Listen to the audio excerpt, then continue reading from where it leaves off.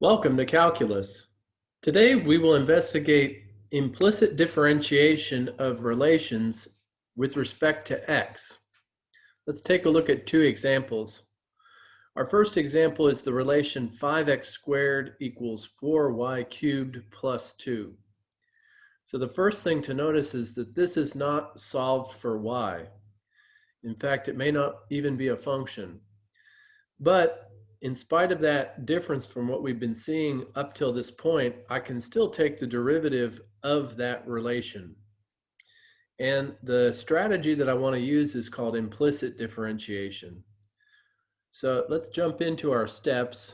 The first thing I want to do is I want to take the derivative of both sides of this relation with respect to x. So my first step is to apply d dx, or the differentiation of, on the left, 5x squared, and also apply differentiation d dx on the right of 4y cubed plus 2. Once I have that differentiation applied, what I want to do is use my rules to differentiate both sides. So on the left, that's kind of what we're used to. The differentiation of 5x squared is going to be the coefficient 5, that's a constant multiple that remains, times the whole power 2, and now as a coefficient, times x to the power of 2 minus 1. And we can see that that's going to simplify to 10x if we just take it one step further. So that left side is complete. It's ready for the final form. Let's focus on this right side, and that's where things are a little different from what we're used to. I'm going to apply my addition rule to just distribute this derivative to both terms. So I'm going to take the derivative with respect to x of 4y cubed and also the derivative of 2.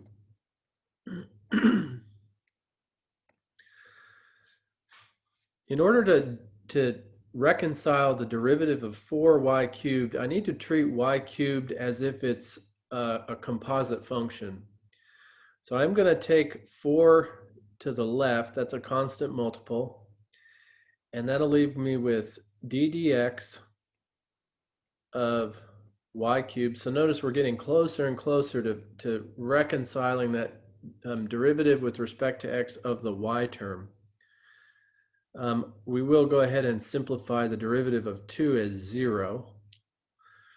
So now I'm really ready to deal with that y cubed.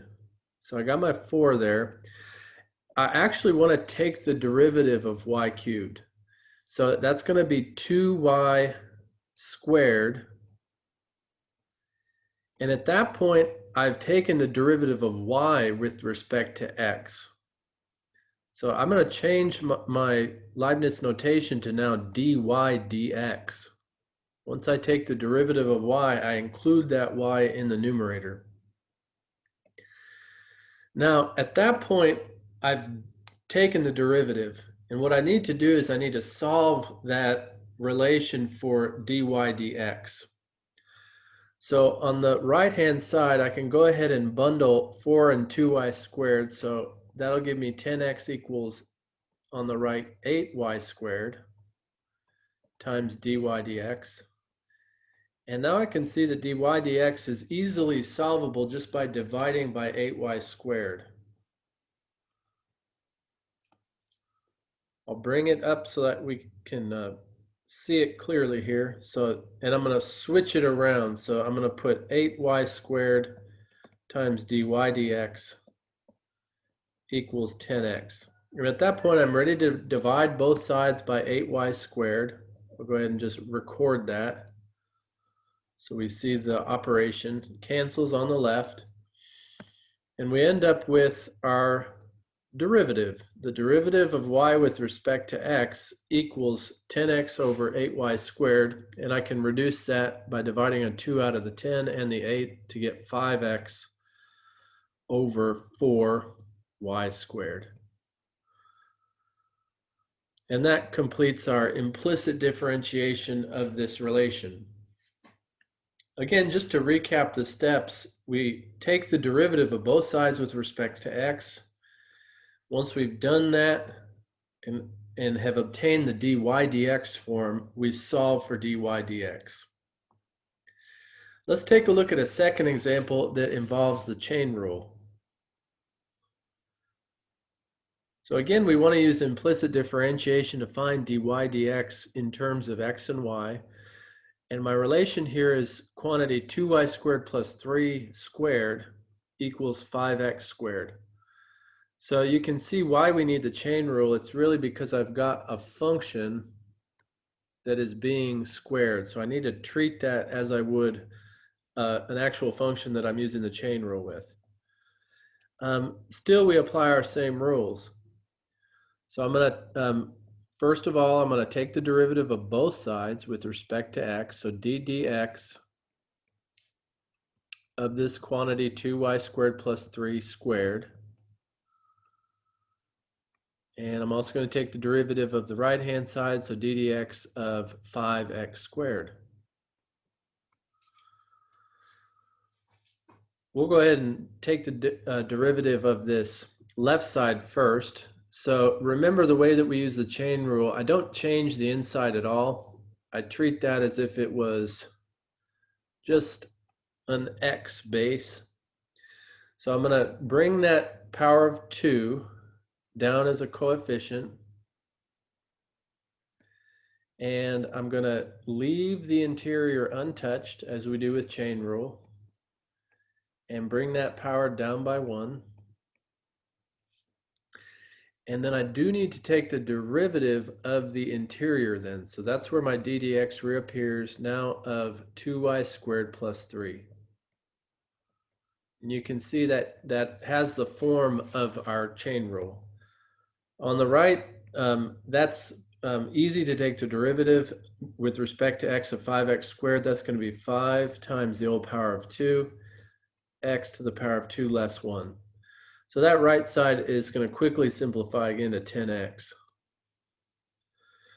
So on the left side, I need to start cleaning up, and then I do need to take the derivative of 2y squared plus 3. So I'll just distribute this 2 through, because I can see that's going to become a power of 1, which really I can just omit, and distribute the 2 through. So on the left-hand side, I've got 4y squared plus 2 times 3 is 6. And I'm going to distribute this derivative using the sum rule. So this is going to be the derivative with respect to x of 2y squared plus the derivative with respect to x of 3.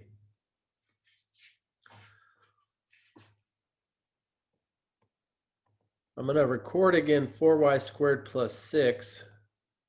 And at this point, I'm ready to take the derivative of 2y squared with respect to x. So the 2 coefficient will come out to the side. And then I'm going to take derivative of y squared. That's 2. The old power come down as a coefficient times y. And since I've taken the derivative of y with respect to x, my d dx transforms to dy dx. And then the derivative with respect to x of 3 is just 0. That's our constant.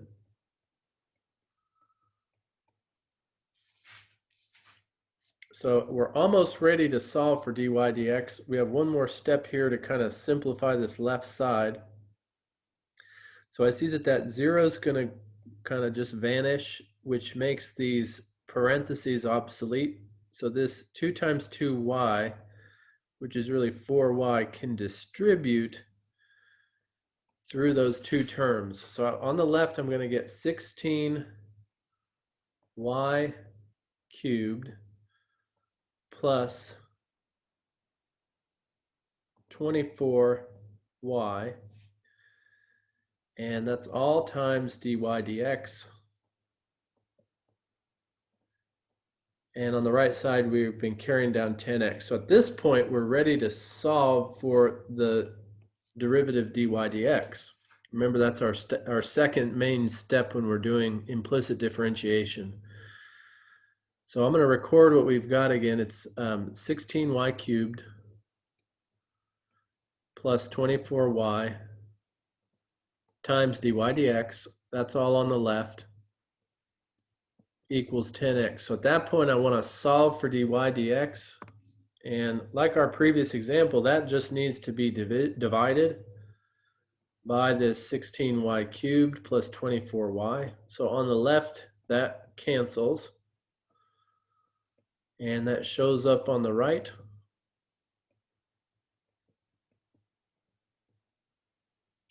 And for our final step, we've got dy dx solved on the left.